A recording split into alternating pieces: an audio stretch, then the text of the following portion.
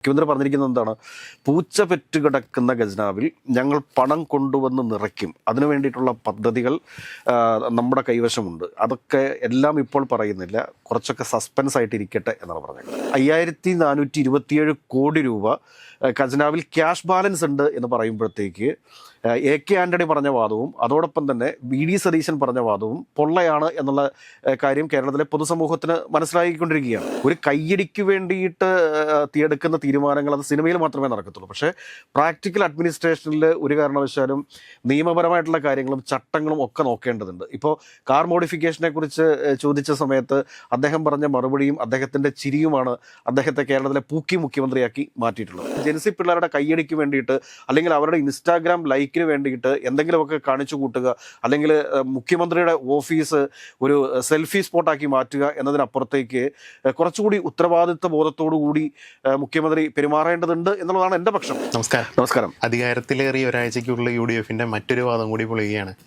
സംസ്ഥാനത്തിന്റെ ഖജനാവിൽ പൂച്ച മാത്രമല്ല, ഒരു സൈഡിൽ അത്യാവശ്യം പണം കൂടി ഉണ്ടെന്ന് ഇപ്പൊ ഏതാണ്ട് വെളിപ്പായി. ഖജനാവിന്റെ ശോചനീയാവസ്ഥ പറഞ്ഞുകൊണ്ട് തങ്ങളുടെ വാഗ്ദാനങ്ങളിലൊക്കെ വെള്ളം ചേർക്കാനുള്ള ഒരു UDFന്റെ പ്ലാൻ ഇതോടുകൂടി പൊളിയുകയായിരുന്നു. ഇനിയിപ്പോ VD സതീശൻ പറഞ്ഞ ആ ധവളപത്രം ഇറക്കുന്നതിൽ വലിയ അർത്ഥം ഉണ്ടാവില്ല.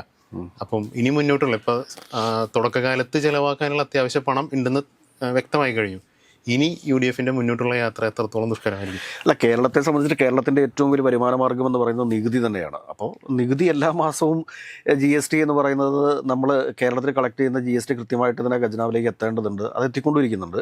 അതുകൂടാതെ തന്നെ ലോട്ടറിയിൽ നിന്നുള്ള വരുമാനമുണ്ട്, മദ്യത്തിൻ്റെ വരുമാനങ്ങൾ ലഭിക്കുന്നുണ്ട്. അപ്പോൾ സ്വാഭാവികമായിട്ടും നിലവിലുള്ള വരുമാനത്തിനപ്പുറത്തേക്ക് പുതിയ വരുമാനങ്ങൾ കണ്ടെത്തും എന്നുള്ളതാണ് മുഖ്യമന്ത്രിയുടെ പ്രഖ്യാപനം എന്ന് പറഞ്ഞത്. മുഖ്യമന്ത്രി പറഞ്ഞിരിക്കുന്നത് എന്താണ്? പൂച്ച പെറ്റുകിടക്കുന്ന ഖജനാവിൽ ഞങ്ങൾ പണം കൊണ്ടുവന്ന് നിറയ്ക്കും, അതിനു വേണ്ടിയിട്ടുള്ള പദ്ധതികൾ നമ്മുടെ കൈവശമുണ്ട്. അതൊക്കെ എല്ലാം ഇപ്പോൾ പറയുന്നില്ല, കുറച്ചൊക്കെ സസ്പെൻസ് ആയിട്ട് ഇരിക്കട്ടെ എന്നാണ് പറഞ്ഞേക്കുന്നത്. ഇപ്പോൾ മുഖ്യമന്ത്രിക്ക് പറയാനുള്ള സമയമായിട്ടുണ്ട്. കാരണം എന്താണ് എന്ന് ചോദിച്ചു കഴിഞ്ഞാൽ ഓരോ ദിവസവും വിലപ്പെട്ടതാണ്. കാരണം 5 വർഷം എന്നുള്ളത് ഇനി എത്ര വേഗം ഓടിപ്പോകും എന്നുള്ളതിനെക്കുറിച്ച് നമുക്ക് എല്ലാവർക്കും അറിയാം. അപ്പോൾ ഇപ്പോൾ തന്നെ പറഞ്ഞു പോകേണ്ടതുണ്ട്. കാരണം എന്താണ് പുതിയ വരുമാന സ്രോതസ്സുകൾ, എന്താണ് അല്ലെങ്കിൽ എന്ത് പദ്ധതികളാണ് പുതിയ വരുമാന മാർഗത്തിന് വേണ്ടിയിട്ട് ഈ സംസ്ഥാനത്ത് അവതരിപ്പിക്കാൻ പോകുന്നത് എന്നുള്ളതിനെക്കുറിച്ച് പറയേണ്ടതുണ്ട്. നമ്മൾ ആദ്യം തന്നെ ഇതിനകത്ത് മനസ്സിലാക്കേണ്ടത് എന്താ വെച്ചാൽ, വിവരാവകാശ രേഖ പ്രകാരം സംസ്ഥാന സർക്കാരിനോട് ഈ കഴിഞ്ഞ ഗവൺമെൻറ് ഒഴിയുന്ന സമയത്ത് ഖജനാവിൽ എത്രയാണ് ക്യാഷ് ബാലൻസ് ഉള്ളത് എന്നാണ് ചോദിച്ചിരിക്കുന്നത്. അപ്പോൾ അതിന് കൃത്യമായിട്ടുള്ളൊരു മറുപടി എന്താണെന്ന് വെച്ചാൽ 5427 കോടി രൂപ ഖജനാവിൽ ക്യാഷ് ബാലൻസ് ഉണ്ട് എന്ന് പറയുമ്പോഴത്തേക്ക് AK ആന്റണി പറഞ്ഞ വാദവും അതോടൊപ്പം തന്നെ VD സതീശൻ പറഞ്ഞ വാദവും പൊള്ളയാണ് എന്നുള്ള കാര്യം കേരളത്തിലെ പൊതുസമൂഹത്തിന് മനസ്സിലാക്കിക്കൊണ്ടിരിക്കുകയാണ്. ഇത് കൂടാതെ മറ്റൊരു വസ്തുത എന്താണ് എന്ന് ചോദിച്ചു കഴിഞ്ഞാൽ, പെൻഷൻ അനുവദിച്ചിട്ടുണ്ട്. 2 മാസത്തെ പെൻഷൻ, വാർദ്ധക്യ പെൻഷൻ അനുവദിച്ചിട്ടുണ്ട്. ഈ പെൻഷൻ ഇപ്പോൾ 1000 കോടിയാണ് അതിനാവശ്യമായിട്ട് വരുന്നത്. അത് എടുക്കുന്നത് ഈ 5427 തന്നെയാണ് എന്ന് വേണം നമ്മൾ മനസ്സിലാക്കാനായിട്ട്. ഇത് ഒരു ഫണ്ട് ഫ്ലോ ആണ്. ഇത് ഓരോ മാസം വന്നും പോയും ഇരിക്കും. ഇടയ്ക്ക് കടമെടുക്കേണ്ടി വരും. കടമെടുക്കും എന്ന് പറയുന്നതിന് പരമായിട്ട് കടപ്പത്രം ഇറക്കും എന്ന് പറഞ്ഞാൽ രണ്ടും തുല്യമല്ലേ? അപ്പോൾ ഇതിങ്ങനെയൊക്കെയുള്ള കാര്യങ്ങളിലെ ചില വൈരുദ്ധ്യങ്ങളിവിടെ നിൽക്കുന്നുണ്ട്. അതുകൂടാതെ തന്നെ നമ്മൾ ആദ്യം തന്നെ പറഞ്ഞിരുന്ന കാര്യമാണ്, ഈ ഇപ്പോൾ നിലവിലത്തെ മുഖ്യമന്ത്രിക്ക് ഭരണപരിചയമില്ല എന്ന്. അതിനുള്ള ഏറ്റവും വലിയൊരു ഉദാഹരണമായിട്ട് നമ്മൾ കാണേണ്ടതാണ് ആദ്യ മന്ത്രിസഭാ യോഗത്തിലെടുത്തൊരു തീരുമാനമാണ് PSCയുടെ റാങ്ക് ലിസ്റ്റ് നീട്ടാൻ വേണ്ടിയിട്ടുള്ള തീരുമാനം. ആ തീരുമാനത്തിൽ നിന്ന് ഈ സർക്കാരിന് പിന്നോട്ട് പോകേണ്ടി വന്നു. കാരണം ഒരു കയ്യടിക്ക് വേണ്ടിയിട്ട് എടുക്കുന്ന തീരുമാനങ്ങൾ അത് സിനിമയിൽ മാത്രമേ നടക്കത്തുള്ളൂ. പക്ഷേ പ്രാക്ടിക്കൽ അഡ്മിനിസ്ട്രേഷനിൽ ഒരു കാരണവശാലും നിയമപരമായിട്ടുള്ള കാര്യങ്ങളും ചട്ടങ്ങളും ഒക്കെ നോക്കേണ്ടതുണ്ട്. ഇപ്പോൾ കാർ മോഡിഫിക്കേഷനെ കുറിച്ച് ചോദിച്ച സമയത്ത് അദ്ദേഹം പറഞ്ഞ മറുപടിയും അദ്ദേഹത്തിൻ്റെ ചിരിയുമാണ് അദ്ദേഹത്തെ കേരളത്തിലെ പൂക്കി മുഖ്യമന്ത്രിയാക്കി മാറ്റിയിട്ടുള്ളത്. പക്ഷേ ഇതൊക്കെ പ്രാക്ടിക്കലി എങ്ങനെ നടക്കുമെന്നുള്ളതിനെക്കുറിച്ചാണ് നമ്മൾ ആലോചിക്കേണ്ടത്. കാരണം ഈ കാർ മോഡിഫിക്കേഷനെ സംബന്ധിച്ചിട്ടുള്ള കേന്ദ്ര സർക്കാരിൻ്റെ നിയമം ഏതെങ്കിലും തരത്തിൽ മാറ്റാൻ വേണ്ടി സാധിക്കുമോ? കാരണം അങ്ങനെ ഏതെങ്കിലും തരത്തിൽ കാർ മോഡിഫിക്കേഷൻ നടത്തിക്കഴിഞ്ഞാൽ പിന്നെ ആ കാറിൻ്റെ അല്ലെങ്കിൽ ആ ഒരു വാഹനത്തിൻ്റെ സുരക്ഷ എന്തായിരിക്കും? ഒരു സുരക്ഷാ മാനദണ്ഡങ്ങളുടെ അടിസ്ഥാനത്തിലാണല്ലോ ഇന്ത്യ സർക്കാർ ഓരോ വാഹനങ്ങൾ പുറത്തിറക്കുന്നതും ആ വാഹനം എങ്ങനെ പുറത്തിറക്കണം എന്നുള്ളതിനെക്കുറിച്ചുള്ള ഒരു മാനദണ്ഡമൊക്കെ ഇറക്കിയിരിക്കുന്നത്. അതുകൂടാണ്ട് ഒരു വാഹനത്തിൻ്റെ നീളം എത്ര ഉണ്ടാവണം, വീതി എത്ര ഉണ്ടാവണം, അല്ലെങ്കിൽ വീതി കുറച്ച് കൂടിപ്പോയി ഉണ്ടാകുന്ന പ്രശ്നങ്ങൾ, അതിനനുസരിച്ചിട്ടാണ് നമ്മുടെ റോഡുകൾ വരെ നമ്മൾ വിഭാവനം ചെയ്തിട്ടുള്ളത്. എന്നിരിക്കെ ഇങ്ങനെയുള്ള ഈ ചെറിയ കയ്യടിക്ക് വേണ്ടിയിട്ട്, അതായത് ജെൻസി പിള്ളേരുടെ കയ്യടിക്ക് വേണ്ടിയിട്ട്, അതായത് കേരളത്തിൻ്റെ മുഖ്യമന്ത്രി ആരാണ് എന്ന് ചോദിച്ചു കഴിഞ്ഞാൽ അതുപോലും അറിയാൻ പാടില്ലാത്ത, അല്ലെങ്കിൽ ഇന്ത്യയുടെ പ്രധാനമന്ത്രി ആരാണ് എന്ന് ചോദിച്ചു കഴിഞ്ഞാൽ അതുപോലും അറിയാൻ പാടില്ലാത്ത കുറച്ച് ആളുകൾ നമ്മുടെ ഈ സമൂഹത്തിലുണ്ട് എന്ന് വേണം നമ്മൾ മനസ്സിലാക്കാൻ. മനസ്സിലാക്കാനുണ്ട്. അവർക്ക് ആകെപ്പാടെ അറിയാൻ സാധിക്കുന്നത് ഈ ഇൻസ്റ്റാഗ്രാമിലും അതോടൊപ്പം തന്നെ എക്സിലും ഒക്കെ റീൽസ് ഇട്ട് കളിക്കുന്ന, അല്ലെങ്കിൽ സ്നാപ്ചാറ്റിലൊക്കെ റീൽസ് ഇട്ട് കളിക്കുന്ന കുറെ ആളുകളെ മാത്രമേ അവർക്ക് പരിചയമുള്ളൂ. രേണുസുതി ആരാന്ന് ചോദിച്ചാൽ അവർ പെട്ടെന്ന് ഉത്തരം പറയും. പക്ഷേ കേരളത്തിന്റെ ധനകാര്യ വകുപ്പ് മന്ത്രി ആരാണ് എന്ന് ചോദിച്ചു കഴിഞ്ഞാൽ പലർക്കും പറയാനായിട്ട് മടിയായിരിക്കും. ഒരുപക്ഷെ അവർ വേണമെങ്കിൽ ഇന്നിറങ്ങുന്ന പുതിയ കാറുകളെ കുറിച്ച് പറഞ്ഞേക്കാം, അല്ലെങ്കിൽ സ്ഫോടക വസ്തുക്കളെ കുറിച്ച് അവർ സംസാരിച്ചേക്കാം. എങ്കിലും അവർക്ക് ഈ നമ്മുടെ സമൂഹത്തിൽ നടക്കുന്ന ഒരു ജനറൽ ആയിട്ടുള്ള കാര്യങ്ങളെക്കുറിച്ച് യാതൊരു ധാരണയില്ല എന്ന് വേണം നമ്മൾ മനസ്സിലാക്കാനായിട്ട്. അപ്പം അങ്ങനെയുള്ള ആളുകളെ പറഞ്ഞു പറ്റിക്കാൻ എളുപ്പമാണ്. അതുകൊണ്ടാണ് നമ്മുടെ കേരളത്തിൽ ഏറ്റവും കൂടുതൽ തട്ടിപ്പുകൾ നടക്കുന്നത്. കാരണം പ്രാക്ടിക്കലായിട്ടുള്ള പല കാര്യങ്ങളെക്കുറിച്ചും ഇവർക്ക് ആർക്കും അറിയത്തില്ല.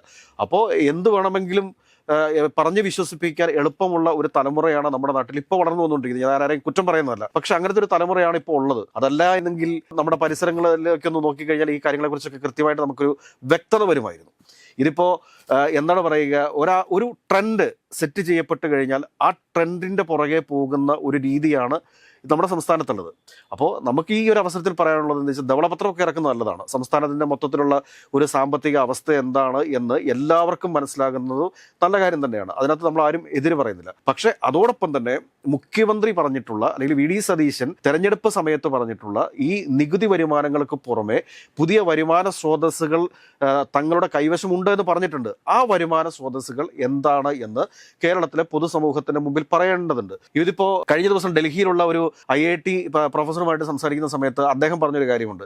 ഇതിനു മുമ്പ് ഒരു കേരളത്തിലെ ഒരു UDF MLAയും ഈ ഒരു കാര്യം പറഞ്ഞിട്ടുള്ളതാണ്. അതായത് സോളാർ പ്ലാന്റേഷൻസിലൂടെ വേണമെങ്കിൽ സംസ്ഥാന സർക്കാരിന് ഒരു വർഷം വേണമെങ്കിൽ ലക്ഷം കോടിയുടെ വരുമാനം ഉണ്ടാക്കാൻ വേണ്ടിയിട്ട് സാധിക്കും. അപ്പോൾ ആ സോളാർ പാനലുകൾ എങ്ങനെ സ്ഥാപിക്കും, അതിൻ്റെ ഒരു സ്റ്റഡി റിപ്പോർട്ട്, അതിൻ്റെ ഒരു റിസർച്ചിൻ്റെ റിപ്പോർട്ട്, ഇതൊക്കെ സംസ്ഥാന സർക്കാരിൻ്റെ കൈവശം എത്തിക്കഴിഞ്ഞാൽ സംസ്ഥാന സർക്കാർ എന്തായിരിക്കും ആക്ട് ചെയ്യാൻ വേണ്ടി പോകുന്നത്.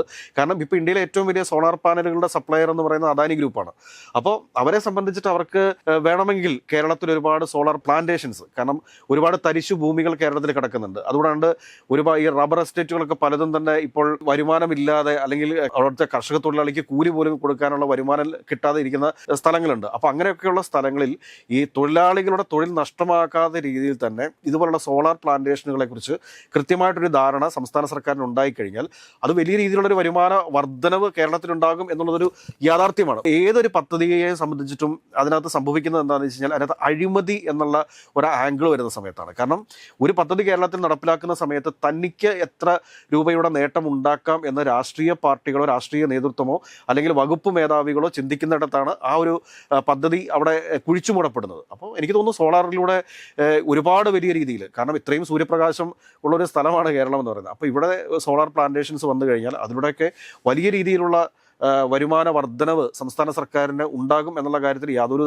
സംശയവുമില്ല. അപ്പോൾ അങ്ങനെയുള്ള വിദഗ്ധരായിട്ടുള്ള ആളുകളുമായിട്ട് ഏതെങ്കിലും രീതിയിലുള്ള ചർച്ചകൾ നടന്നിട്ടുണ്ടോ? അങ്ങനെ ആ ചർച്ചകൾ നടന്നിട്ടുണ്ടെങ്കിൽ ആ പദ്ധതികളുടെയൊക്കെ പ്രഖ്യാപനം എന്നത്തേക്കാണ് സംസ്ഥാന സർക്കാരിൻ്റെ ഭാഗത്തു നിന്ന് ഉണ്ടാവുക? ഇങ്ങനെയൊക്കെയുള്ള ഒരുപാട് കാര്യങ്ങളെക്കുറിച്ച് മുഖ്യമന്ത്രി ഇനി വാതുറന്ന് പറയേണ്ടതായിട്ടുണ്ട്. അതുകൊണ്ട് ഈ ജെൻസി പിള്ളേരുടെ കയ്യടിക്ക് വേണ്ടിയിട്ട്, അല്ലെങ്കിൽ അവരുടെ ഇൻസ്റ്റാഗ്രാം ലൈക്കിന് വേണ്ടിയിട്ട് എന്തെങ്കിലുമൊക്കെ കാണിച്ചു കൂട്ടുക, അല്ലെങ്കിൽ മുഖ്യമന്ത്രിയുടെ ഓഫീസ് ഒരു സെൽഫി സ്പോട്ടാക്കി മാറ്റുക എന്നതിനപ്പുറത്തേക്ക് കുറച്ചുകൂടി ഉത്തരവാദിത്വ ബോധത്തോടു കൂടി മുഖ്യമന്ത്രി പെരുമാറേണ്ടതുണ്ട് എന്നുള്ളതാണ് എൻ്റെ പക്ഷം. കാരണം മുഖ്യമന്ത്രിയെ സംബന്ധിച്ച് മുഖ്യമന്ത്രിയാണ് മുഖ്യമന്ത്രിയുടെ കാര്യങ്ങൾ തീരുമാനിക്കേണ്ടത്. ഒരുപാട് വലിയ തീരുമാനങ്ങൾ എടുക്കേണ്ട ഒരു ഓഫീസാണ് മുഖ്യമന്ത്രിയുടെ ഓഫീസ് എന്ന് പറയുന്നത്.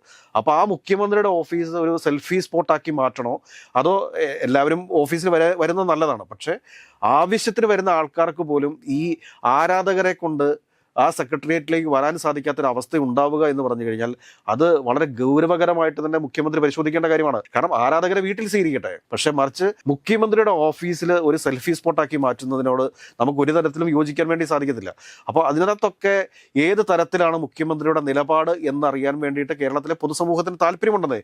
കാരണം ആദ്യ ദിവസങ്ങളിലൊക്കെ ഒരുപാട് ആളുകൾ അദ്ദേഹത്തെ കാണാൻ വേണ്ടി വന്നിട്ടുണ്ടാവും, അഭിനന്ദിക്കാൻ വന്നിട്ടുണ്ടാവും. പക്ഷേ നാളെ മുതൽ അദ്ദേഹത്തിൻ്റെ ആരാധകരെ അദ്ദേഹം വീട്ടിലാണ് കാണേണ്ടത്. മറിച്ച് അദ്ദേഹത്തിൻ്റെ ഓഫീസ് കൃത്യമായിട്ട് പ്രവർത്തിച്ചു തുടങ്ങുക എന്ന് പറഞ്ഞാൽ പുതിയ വരുമാന സ്രോതസ്സുകളെക്കുറിച്ച് കൃത്യമായിട്ട് മുഖ്യമന്ത്രി കേരളത്തിലെ പൊതുസമൂഹത്തോട് പറയേണ്ടതുണ്ട്.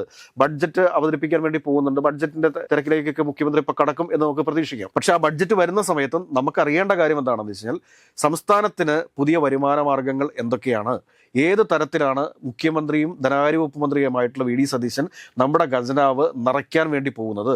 അതിനുശേഷം ഇവിടെ ഒരുപാട് ക്ഷേമ പദ്ധതികൾ പ്രഖ്യാപിക്കുമെന്ന് പറഞ്ഞിട്ടുണ്ട്. വയോജനങ്ങൾക്ക് വേണ്ടിയിട്ട് വയോജന വകുപ്പ് കൊണ്ടുവന്നിട്ടുണ്ട്. ആ വയോജന വകുപ്പിലേക്ക് എത്ര ഫണ്ടാണ് ആദ്യമേ വകയിരുത്താൻ പോകുന്നത്, ആ വകുപ്പിന്റെ പ്രവർത്തനങ്ങൾ ഏത് രീതിയിലായിരിക്കും പോവുക. മറിച്ചൊരു വകുപ്പ് പ്രഖ്യാപിക്കാൻ ആർക്ക് സാധിക്കും, പക്ഷേ ആ വകുപ്പിന്റെ പ്രവർത്തനങ്ങൾ എങ്ങനെയാണ് മുൻപോട്ട് പോവുക. ആ വകുപ്പ് വെറുതെ കുറച്ച് പേപ്പറിൽ ഒട്ടിച്ച് വയോജന ദിനം ആചരിക്കുന്നു എന്നും പറഞ്ഞുകൊണ്ട് കേരളത്തിന്റെ തിരുവനന്തപുരം മുതൽ കാസർഗോഡ് വരെ ഒട്ടിക്കുകയാണോ ചെയ്യുന്നത്, അതോ വയോജനങ്ങൾക്ക് എന്തെങ്കിലുമൊക്കെ സഹായമാകുന്ന രീതിയിലുള്ള പാലിയേറ്റീവ് കെയർ പോലെയുള്ള എന്തെങ്കിലുമൊക്കെ സംവിധാനങ്ങൾ ഓരോ പഞ്ചായത്തിലും കൊണ്ടുവരുമോ, അതല്ലെങ്കിൽ കെയർ ഹോമുകൾ ആരംഭിക്കുമോ, അനാഥരാക്കപ്പെട്ട് കിടക്കുന്ന വൃദ്ധജനങ്ങൾക്ക് അഭയകേന്ദ്രമാകുന്ന ഓൾഡ് ഏജ് ഹോമുകൾ സ്ഥാപിക്കപ്പെടുമോ, ഇങ്ങനെയൊക്കെയുള്ള ഒരുപാട് കാര്യങ്ങളിൽ ഈ വയോജന വകുപ്പ് തന്നെ വ്യക്തത വരുത്തേണ്ടതുണ്ട്. ഒരു വകുപ്പ് പ്രഖ്യാപിച്ചു, കയ്യടി മേടിച്ചു. അതോടൊപ്പം തന്നെ മറ്റേ PSC റാങ്ക് ലിസ്റ്റിന്റെ കാലാവധി നീട്ടി അത് പിൻവലിക്കുന്നു. 21,000 രൂപ ആശാ വർക്കർമാർക്ക് പെൻഷനാക്കുമെന്ന് പറയുന്നു. അത് 9,000 നിന്ന് 3,000 രൂപ വർദ്ധിപ്പിച്ച് 12,000 ആക്കുന്നു. അത് പിന്നീട് ഘട്ടം ഘട്ടമായിട്ട് വർദ്ധിപ്പിച്ച് മുമ്പോട്ട് പോകുമെന്ന് പറയുന്നു. അപ്പോൾ ഇതിനൊക്കെ ഒരു കൃത്യമായൊരു വ്യക്തത മുഖ്യമന്ത്രിയുടെ ഭാഗത്ത് നിന്ന് ഉണ്ടാകേണ്ടതുണ്ട്. ഇനിയും സെൽഫി കളിച്ച് നടക്കേണ്ട സമയമല്ല. സെൽഫി സ്പോട്ടാക്കി മുഖ്യമന്ത്രിയുടെ ഓഫീസിനെ മാറ്റാതിരിക്കണം എന്നൊരു അഭ്യർത്ഥനയുണ്ട്. അതുകൂടാതെ തന്നെ വളരെ ഉത്തരവാദിത്തത്തോടുകൂടി ഇനി പല കാര്യങ്ങളിലും മുഖ്യമന്ത്രിയിൽ നിന്ന് തീരുമാനങ്ങളാണ് വരേണ്ടത്. കാരണം പ്രതിപക്ഷത്തെ സംബന്ധിച്ച് പ്രതിപക്ഷം ഇപ്പോൾ പ്രതിപക്ഷ പാർട്ടികൾക്കകത്തുള്ള ചില പ്രശ്നങ്ങൾ ഐഡന്റിഫൈ ചെയ്യുകയും സ്വയം വിമർശനങ്ങൾക്കൊക്കെ വിധേയമാക്കപ്പെട്ടുകൊണ്ടിരിക്കുകയാണ്. അതുകൊണ്ടാണ് അവർ ശക്തമായ പ്രതികരണങ്ങൾക്ക് ഇപ്പോൾ നിൽക്കാത്തത്. നാളെ മുതൽ അവർ ശക്തമായ പ്രതികരണവുമായി ഇവിടെ രംഗത്തുണ്ടാവും. അപ്പോൾ ഈ മുഖ്യമന്ത്രിക്ക് നടത്തുന്ന വാർത്താ സമ്മേളനങ്ങളിൽ കാര്യങ്ങൾ നിൽക്കത്തില്ല, വലിയ സമരങ്ങളിലേക്ക് പോകും. അതിന് മുമ്പായിട്ട് തന്നെ പുതിയ വരുമാന മാർഗങ്ങൾ ഈ സർക്കാർ കണ്ടെത്തേണ്ടതുണ്ട്. ഭരണനിർവഹണത്തിൽ കുറച്ചുകൂടെ ഉത്തരവാദിത്വ ബോധം കാണിക്കേണ്ടതുണ്ട്. മന്ത്രിസഭയിൽ എടുക്കുന്ന തീരുമാനങ്ങളുടെ നിയമവശങ്ങളെക്കുറിച്ച് പരിശോധിച്ച് മാത്രമേ പ്രഖ്യാപിക്കാൻ പാടുള്ളൂ. കയ്യടിക്ക് വേണ്ടി ഏതെങ്കിലുമൊക്കെ തീരുമാനങ്ങൾ പ്രഖ്യാപിച്ചതിന് ശേഷം അത് പിൻവലിക്കേണ്ട ഒരു ഗതികേട് ഉണ്ടാവാൻ പാടില്ല. മുനമ്പം വിഷയത്തിൽ ചില അസ്വസ്ഥത ഉളവാക്കുന്ന രീതിയിലുള്ള ചില കാര്യങ്ങൾ പുറത്തേക്ക് വരുന്നുണ്ട്. ഇങ്ങനെ ഓരോ ദിവസവും വളരെ ഉത്തരവാദിത്വ ബോധത്തോടു കൂടി മുഖ്യമന്ത്രി മുമ്പോട്ട് പോകാത്ത പക്ഷം വലിയ രീതിയിലുള്ള തിരിച്ചടികൾ ഉണ്ടാകും എന്ന കാര്യത്തിൽ സംശയമൊന്നുമില്ല. ഇപ്പോഴത്തെ നിലവിലത്തെ ഖജനാവിൽ പൂച്ച പെറ്റുകിടപ്പില്ല. അവിടെ 5,429 രൂപയുടെ ക്യാഷ് ബാലൻസ് ഉണ്ട് എന്നുള്ള കാര്യം മുഖ്യമന്ത്രി ഓർമ്മിപ്പിക്കുന്നു. ഇനി ധവളപത്രത്തിലൂടെ പ്രസക്തി ഉണ്ടോ എന്ന് ചോദിച്ചു കഴിഞ്ഞാൽ പ്രസക്തി ഇല്ല. പക്ഷേ എങ്കിലും ധവളപത്രം ഇറക്കുന്നത് നല്ലതാണ്. സംസ്ഥാനത്തിന്റെ സാമ്പത്തിക അവസ്ഥയെക്കുറിച്ച് എല്ലാവർക്കും ഒരു ധാരണയുണ്ടാകും എന്ന് മാത്രമാണ് ഈ വിഷയത്തിൽ എനിക്ക് പറയാനുള്ളത്.